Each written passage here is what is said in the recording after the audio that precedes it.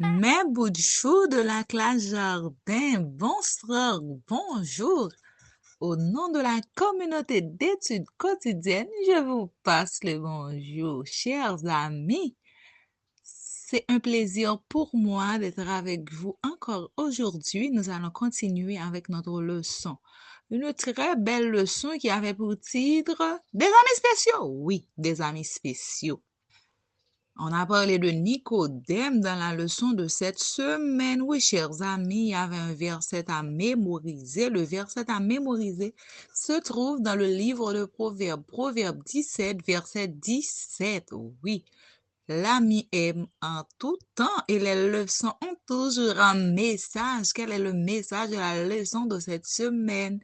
Les amis prennent soin les uns des autres. On fait bravo. Les amis prennent soin les uns des autres. Oui, c'est bien le message de la leçon de cette semaine. On a parlé de Nicodème qui était un ami spécial. Oui, c'est un vrai ami de Jésus, chers amis, mes bouts de chou de la classe jardin. Nicodème était obligé d'aller rencontrer Jésus pendant la nuit parce qu'à cette époque, Nicodème était un grand savant, un grand docteur de la loi. Il ne voulait pas que les autres personnes le voient à la recherche de Jésus. Chers amis, on voulait tuer Jésus, on a parlé du mal contre Jésus. Nicodème a défendu Jésus. C'est ça, un ami. Dès que tu n'es pas présent, ton ami te défend. Ils ont voulu faire du mal à Jésus. Nicodème a répondu, vous ne pouvez pas faire ça. Ce n'est pas juste, ce n'est pas ce que la loi dit. Nicodème était un véritable ami pour Jésus. Lorsque Jésus mourut, chers amis, Nicodème était là pour aider, oui. Il était là pour aider. Il ne se préoccupait pas de ce que penseraient ses autres amis en le voyant faire des choses pour Jésus. Jésus était un ami spécial.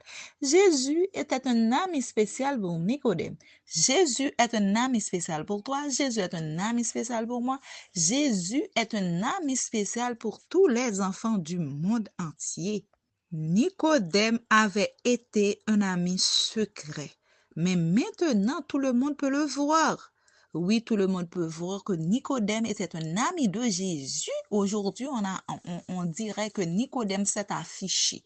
Oui, il s'est affiché, il a montré, il a prouvé à tout le monde que Jésus était son ami. Oui, Jésus était son ami. N'oubliez pas que j'avais dit que Nicodème, c'était un grand savant, un grand docteur de la loi. Nicodème était un homme riche, il avait beaucoup de biens.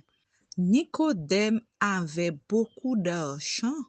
Oui, chers amis, il dépensait tout son argent pour aider les autres personnes à connaître Jésus, pour aider les autres personnes à faire connaissance de ce Jésus-là qui était merveilleux, de ce Jésus-là qui était bon pour lui.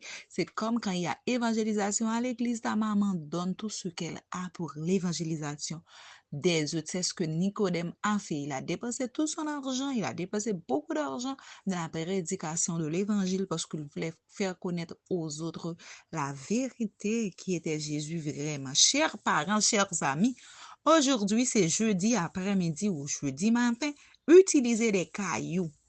Oui, utilisez des pierres, des fèves ou autres petits objets pour aider votre enfant à nommer et compter ses amis, le nombre d'amis qu'ils ont, incluant aussi les membres de la famille, parce que les membres de la famille sont les premiers amis de nos enfants.